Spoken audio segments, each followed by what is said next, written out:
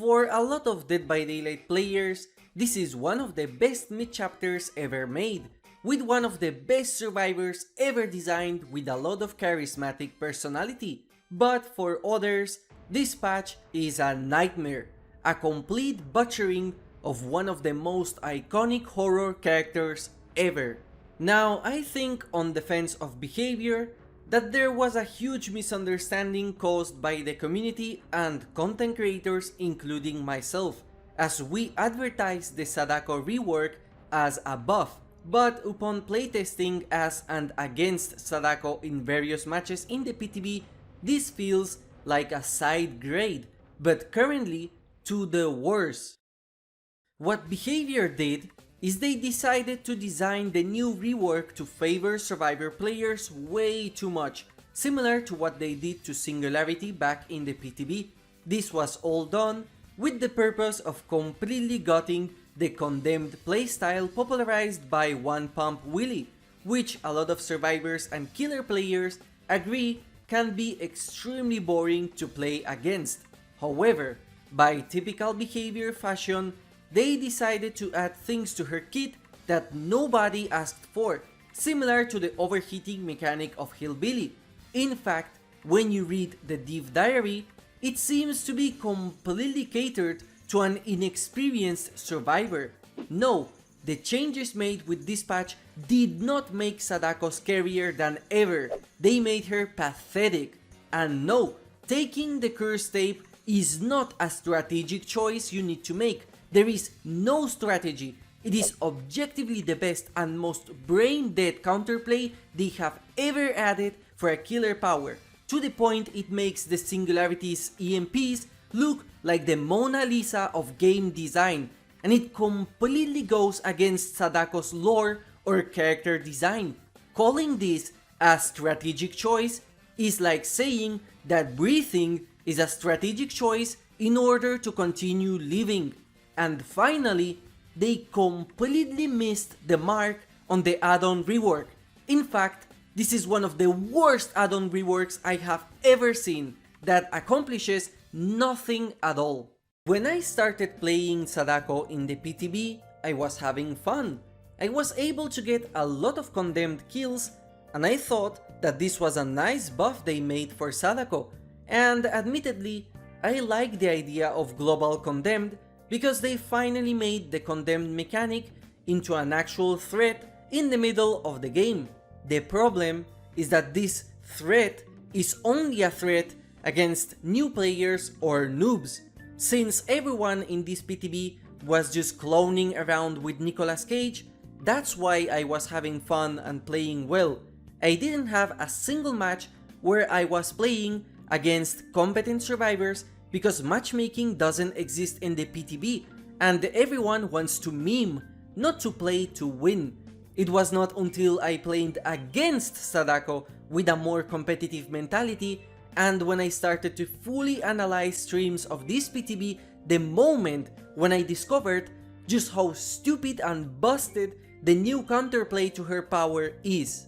Back in my Dev Diary video, I said that Sadako might be a monster at tunneling a survivor off the hook and condemning them with the tapes. Well, it turns out that this is mathematically the worst possible way of inflicting condemned. Why, you might ask? Because they, for some reason, completely removed the stack you earned when you picked up a tape from a TV, despite this not being mentioned in any part of the Dev Diary, and this being a huge nerf to her power that I didn't notice until I started rewatching my own footage. This meant that in theory and in practice, you had zero risk of dying from condemned if you picked up a tape at the start of the match, which is objectively the best thing to do, as there is zero risk, because as long as you're holding a cursed tape, the new global condemned effect does not apply to you. So that means you are protected from the only game slowdown and basically the only power Sadako has, since she has no anti-loop, and at the same time, you turn off her TV for 90 seconds. According to the Dev Diary, they say that cursed tapes become more dangerous to have, this is objectively false, and also that it's way more punishing to hold a cursed tape if you are carrying one and Sadako finds you, which again is completely false. Let's test this mathematically. Since you get 0 stacks on pickup, you will start with 0 stacks of condemned once you pick up a cursed tape. But let's throw a bone at behavior and say that Sadako had enough time to teleport once the TV is turned on. So now everyone has 0.75 stacks of condemned. Now let's imagine that Sadako finds the survivor with the cursed tape and she gets to take them down. Not an easy task considering she is an M1 killer. That's 2 hits to down, so it's 2.75 stacks of condemned total. Now from this point, whatever decision the Sadako makes, it is completely up to the survivors what their situation will end up being. If they do not take a cursed tape after getting downed, Sadako would have to teleport 6 times in order to fully condemn a survivor, with a cooldown of 15 seconds for each teleport. That is 1.5 minutes of match time until a survivor is in the danger zone, not counting the time to find the condemned survivor and down them as a M1 killer. And that's on the best case scenario, because as long as a survivor interacts with a TV, any TV on the entire map, all that danger is gone. And really, you cannot do anything either, because once a survivor picks up a tape on a TV, you have no map traversal power on that place. And it's worse on giant maps like Borgo or Red Forest, where you have to find that survivor with the tape as an M1 killer. That's 1 survivor out of 4, 1 hook state out of 12. If the devs didn't remove the condemned stack upon picking up a tape, now that would actually be a dangerous situation to be in, as you would potentially have 3.75 stacks of condemned after getting hooked and potentially 4.75 stacks after picking up a tape again, 5.75 if they get downed again by tunneling, or 6.75 if they get healed. That means this way you could do the inexorable stare on Death Hook, similar to what Pyramid Head can do with his judgment, but only in the best case scenario. Mathematically, at no point a survivor is in real danger as long as they interact with the televisions. To put salt in the wounds, the way the developers programmed the condemned stacks makes it so that you actually also remove any decimals of the condemned stacks when you put a cursed tape on a TV, which is an absolute huge nerf, not mentioned at any point in the dev diary, that as long as it's in effect, it completely butchers Sadako and brings her straight to the worst killer position. So not only can you as a survivor keep the cursed tape for as long as you want, with basically 0 repercussions because they removed the condemned stack on pickup, but you also can put it in any television you want with 0 downsides, only benefits, since you are countering her map traversal, and you also technically have more than 3 stacks removed when you do so. So this is an objective nerf to her power that was not mentioned at any point in the developer diary, and these changes are so fundamentally big that the omission of them makes me think that behavior has 0 idea how Sadako works, or they didn't playtest this, so they themselves had no idea this was programmed in this way. In fact, if you only play Sadako in this PTB as a killer, you might have not noticed these huge nerfs to her power, since the condemned stacks are hidden to her, and there is a chance you just learned this by watching my video. And let's now talk about the cursed tape's slowdown, because it's not like you have to go out of your way to pick up a cursed tape, since the TVs spawn near generators most of the time. So you are even doing yourself a favor by picking it up, as you will deactivate that TV for 90 seconds, which is enough time to finish a generator. It's not like Pinhead or the Pig Slowdown, which requires you to completely stop what you're doing in order to get rid of the passive slowdown. It's literally a benefit to the survivors that comes with 0 downsides. Even Singularity's EMPs take more time to take than the cursed videotapes. Calling Sadako's tapes and TVs a slowdown mechanic is like calling the Trapper's bear traps a slowdown mechanic too, since you have to disarm them as a survivor.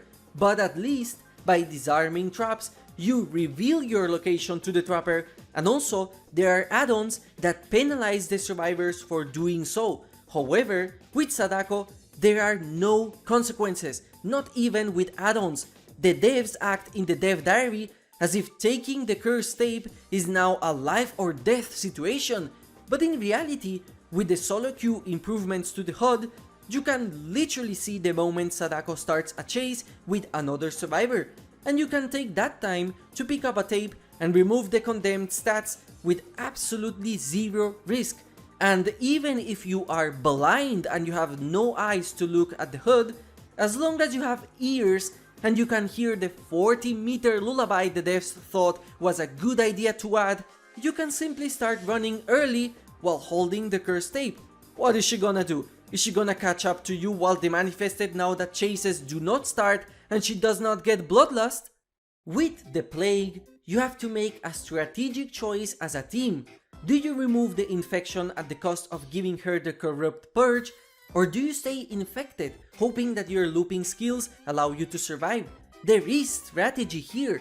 With Skull Merchant, you also have to remove her drones at the cost of giving her speed, tracking, and also the penalty of vaulting a pallet and breaking it. Nemesis and Wesker skewers will deplete the longer the match lasts, and also reveal your location.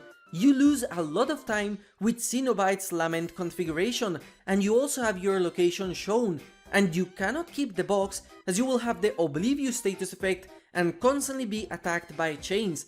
Every single example here has some downsides to their counterplay, depending on how strong the power itself is. But with Sadako, what is the downside of taking a cursed tape at the start of the match? You turn off a TV for 90 seconds, you ignore the global condemned, and you mathematically cannot get condemned, and you also literally remove more than 4 stacks of the power by interacting with any TV, turning it off as well for 90 seconds. My other bigger problem with this change is that it makes zero sense thematically. Why would you be at the safest when you are carrying a literal cursed artifact on yourself?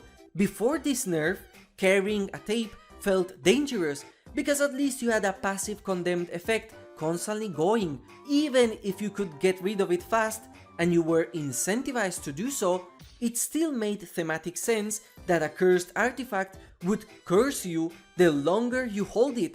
Now, holding this cursed artifact makes you protected from the killer, and it makes zero sense. She is not terrifying anymore, she is a joke, and this line in the dev diary is a downright lie. And now let's talk about her teleport, because it feels bad. One of the things that made Sadako unique is that she could teleport to any TV instantly, unlike the rest of teleport characters like Demogorgon, Dredge or Freddy.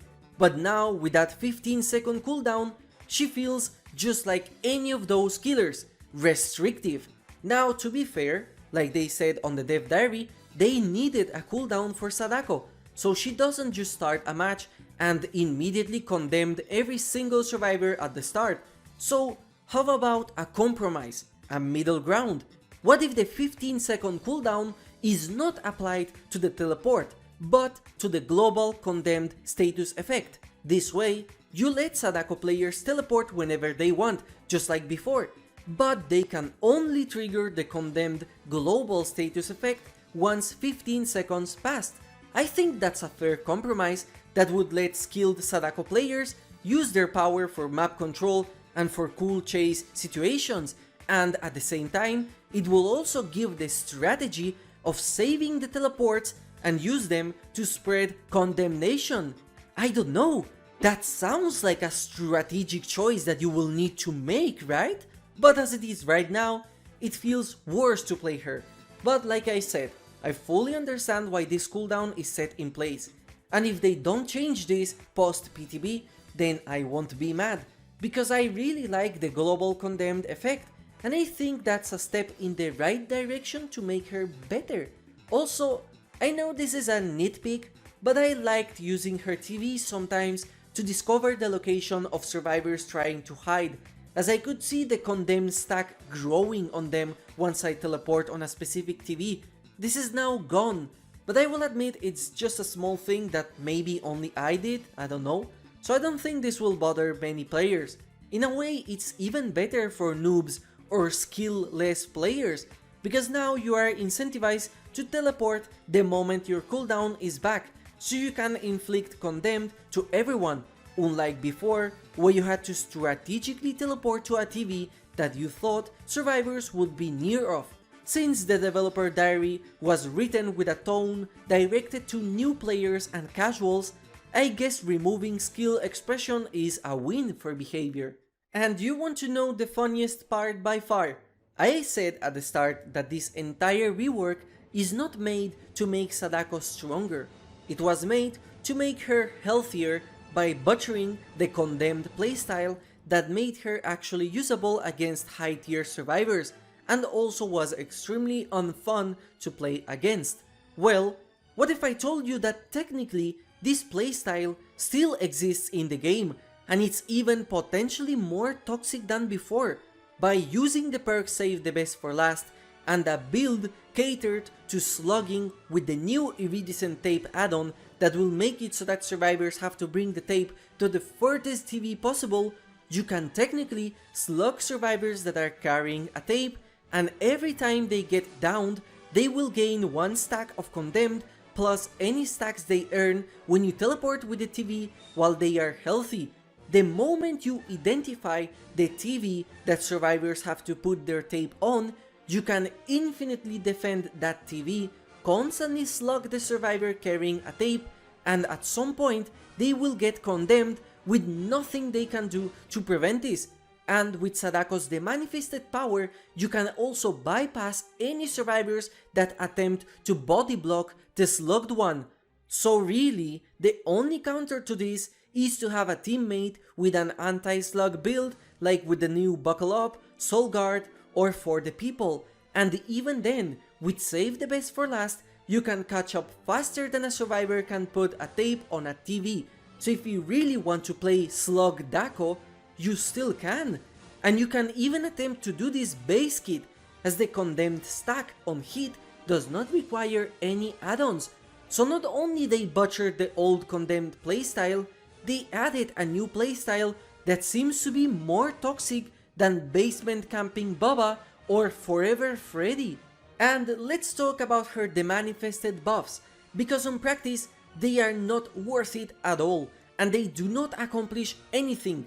These changes look good for the untrained eye, or for those that do not play Sadako like myself, but these are also flawed. First of all, the Onryo does not get stunned anymore while Demanifested.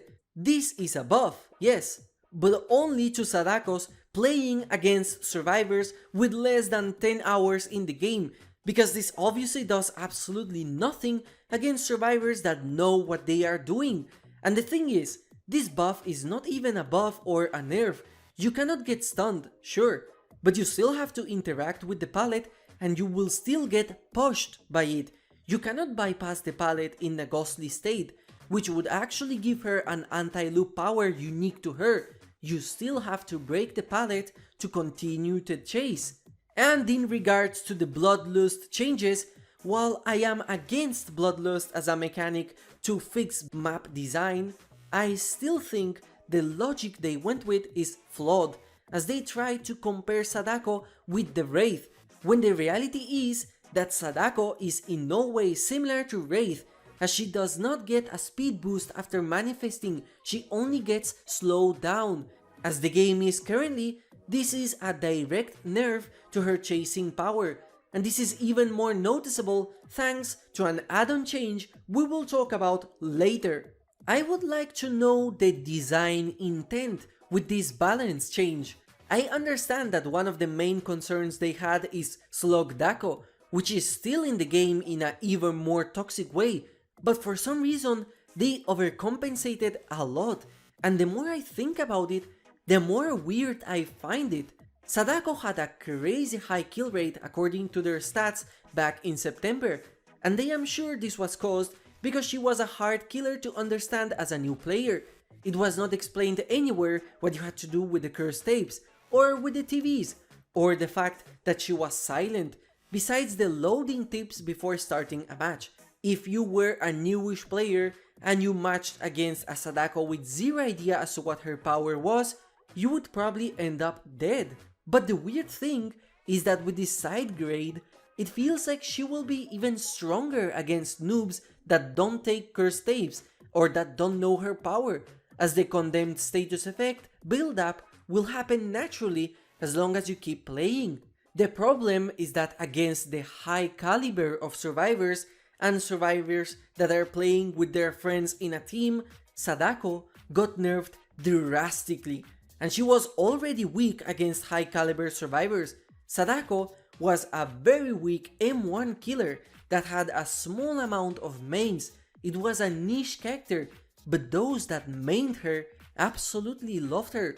This rework fundamentally changes the Sadako they fell in love with, and based on the reactions I have seen from a lot of Sadako mains, these changes are not good at all. I cannot imagine how frustrating it must be that the changes they immediately saw as nerfs or problematic were universally praised by content creators such as myself as buffs.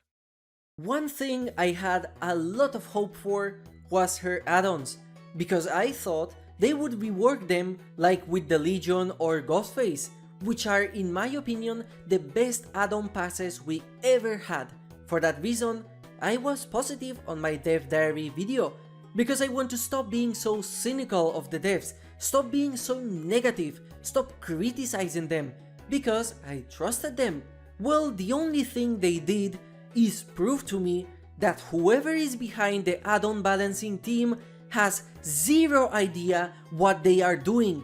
At least make an effort in understanding why add-ons suck and what add-on design is good, please. You have Odzdarva, a fog whisperer who offered already that he is willing to help with the add-on department for absolutely free, yet you still decide to make horrible mistakes in your game, and it just pisses me off. First of all, the Iridescent video tape now makes it so that survivors have to insert tapes on the furthest TV, exactly her live base kit. If their intention was to make this add-on not as dependent to be good, then they made a big mistake, because there is zero reason not to run this add-on on all your matches. They achieved nothing with this change, and now this Iridescent add-on feels just as needed base kit as the previous version.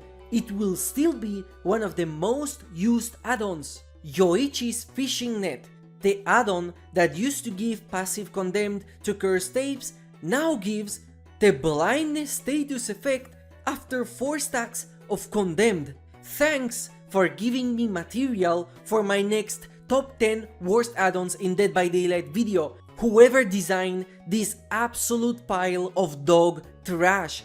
We have a blindness add-on already that does this add-on's job better. This is the kind of balance changes that just piss me off. Like, how can I stay positive and constructive when the developers claim that they give a lot of thought to their balancing according to their official Ask Me Anything? Like, I legit do not understand this. It's obvious that it took time to code this effect into the game. I also think it's fair to assume that various people had to approve this add-on effect. So did nobody really think that this add-on was absolute trash? Did nobody really say that, hey, maybe no sane killer player would ever use this pile of shit? How can I legit say that the developers of this game play killer on a high level if nobody thought that this add-on was absolutely stupid? Remote control. Yeah, that Iridescent add-on that was by far one of the worst add-ons in the entire game, you remember that one? Well, they made it better. Before, it used to show the aura of survivors that are 16 meters from a TV and carrying a cursed videotape. And now, it reveals any survivor near a TV, no matter if they have a videotape or not. But did you notice it? They nerfed the range of the aura reading to 12 meters. Of course, that's because little Timmy at the Addon Balance team noticed that it would be too strong of an effect, right? An iridescent add-on that fully depends on being able to teleport on set TVs with an extremely high cooldown. Oh, what's that? Demogorgon's Leprose Lycan is an iridescent that reveals the auras of everyone globally each time you teleport from a portal. Oh wait, what's that? Dredge Lavalier Mike, a very rare add-on, also reveals the auras of all survivors globally when you use your last teleport on lockers. Now how can you legit defend the Addon Balance team at behavior after they make such stupid balance decisions like this? They don't even have consistency in their own killers. Who thought 16 meters of aura reading would be too overpowered on an iridescent add-on when the other two killers have global aura reading no matter what, with no cooldowns? The very rare tape editing deck was not changed in any way, so survivors start already with a cursed tape, which will make them protected from the new global condemned mechanic, and it also keeps the old TV mechanic back the first time. So if you want, you can start with this add-on and Lethal Pursuer, and you can do the Slugdako playstyle I mentioned earlier without having to wait for anyone to pick up a tape. Ring Drawing got an actual smart change, as it now only works when you heal from injured to healthy in order to prevent slugging. Who would have thought that someone at their Addon Balance team actually did a smart change? Literally, this change would be enough to end the slugging Sadako playstyle with the old version of her kit. I have zero complaints about this change in specific. And then we go to possibly the worst balance add-on nerf ever, Reiko's Watch. Remember the uproar that the Hillbilly community did with the engraving add-on nerf? Well, behavior made the exact same mistake again, but since nobody plays Sadako, nobody cares, and there isn't much uproar. This add-on allowed some Sadako players to make actually cool anti-loop plays that allowed skill expression on the best Sadako players, as you can see by the footage provided by Adrian von Karma, a Sadako main, without resorting to the condemned playstyle. It's obvious that behavior saw that this add-on was being used too much, and that Sadakos who used it won too much, so they decided to nerf it, because that's what their Excel spreadsheets said. Great! Instead of making Sadako's anti-loop interesting, they go and nerf one of the most interesting add-ons Sadako had. So now with this add-on nerfed, there isn't literally any way to make her anti-loop power unique or interesting. Well, at least they compensated by buffing some of her other add-ons, right?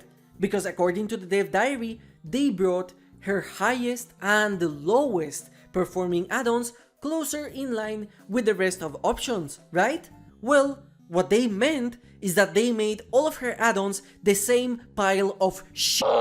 The only 3 buffs in this entire add-on pass is that now the Mother's Comb add-on gives a notification to any TV turned off, distorted photo now shows the aura of screaming survivors, and now the meme add-on reduces the cooldown of TVs for 15 seconds, but it only gives 0.5 stacks of condemned for each teleport. If that's what behavior thinks as good buffs, Sadako is doomed. So what did behavior achieve with this add-on pass? Did they create new playstyles and builds for Sadako like they did for Legion or Ghostface? Nope. It's the exact same playstyle every single match, with no way to stand out or be unique and express your skill level. They made her more boring to play as, and when they said that they did a balancing pass on the add-ons to bring her highest and lowest performing add-ons, they basically used an Excel in order to nerf the only add-on Sadako players used. But behavior, the reason the nerfed add-ons were used is not because they were broken, it's because they were the only add-ons that meaningfully changed her power in any way, because the rest of her add-ons suck tremendously. Meep less than 3, a content creator I recommend a lot, made a Sadako add-on pass that has way more soul and interesting ideas than anything the developers ever made for Sadako. So how come a content creator can make such interesting buff ideas, but the best the official developers came up with is blindness on 4 stacks of Condemned? I don't understand how Sadako's add-ons got nerfed faster than any of the Blight's add-ons. I really don't get the logic behind this. You have entire legions of players that complain about the Blight's problematic add-ons and have countless amounts of video evidence that the add-ons are broken. But let's nerf Reiko's watch because their Excel spreadsheet says that it's overperforming. And again, just to make it clear, I like the intentions behind this rework. I like the global condemned effect. My only issue is that this rework seems to be created by developers that only played Survivor or Killer for less than 100 hours. And honestly, I fully understand if developers have no time to play their game on the high level, or if they are not able to master their own game, because they spend most of their time creating new DLC, programming, and all that business, corporation meetings, whatever. So if there is any chance they take feedback from videos like mine or from the community, I hope they continue changing Sadako, because I feel like this rework has potential. The purpose of this video is to spread the condemned status effect to the community so they know that Sadako, if not changed from the PTB, will become a worse killer than before. So just like Sadako's cursed tapes, share this video so it reaches behavior's ears. Let's just hope they don't decide to cleanse the condemned status effect by interacting with a TV and removing all my effort in this video in seconds. Thank you for watching and have a nice day.